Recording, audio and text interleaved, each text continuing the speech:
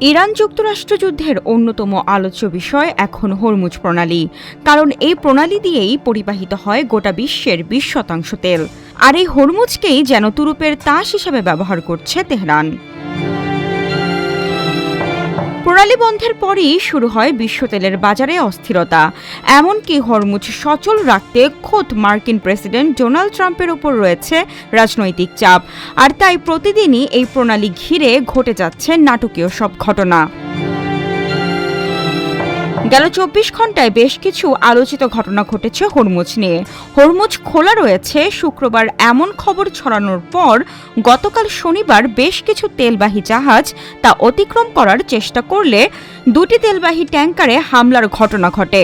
পরে জানা যায় ট্যাঙ্কার দুটি ভারতীয় নৌবাহিনীর ছিল। এর পরপরই ভারতে অবস্থানরত ইরানি রাষ্ট্রদূতকে তলব করে নয়াদিল্লি। এরপর খবর আসে হরমুজে ফি দিয়ে চলাচলকারী জাহাজগুলোকে অগ্রাধিকার দেবে ইরান।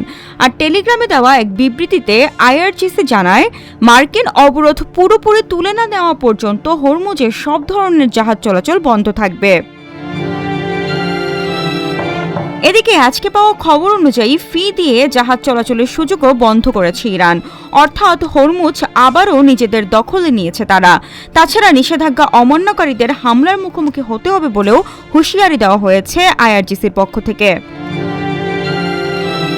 অপরদিকে ইরানের এমন পদক্ষেপের প্রতিক্রিয়া জানিয়েছেন মার্কিন প্রেসিডেন্ট ডোনাল্ড ট্রাম্প। তিনি বলেন, ইরানের সঙ্গে খুব ভালো আলোচনা চলছে, তবে তারা হরমুজ নিয়ে আর যুক্তরাষ্ট্রকে ব্ল্যাকমেল করতে পারবে না। সব মিলিয়ে গত 24 ঘন্টায় হরমুজ প্রণালী ঘিরে পরিস্থিতি আরও উত্তপ্ত ও অনিশ্চিত হয়ে উঠেছে। ইরানের কঠোর অবস্থান এবং একের পর এক নতুন সিদ্ধান্ত বিশ্ব জ্বালানি বাজারে চাপ বাড়াচ্ছে, পাশাপাশি বাড়ছে কূটনৈতিক টানাপোড়েনও।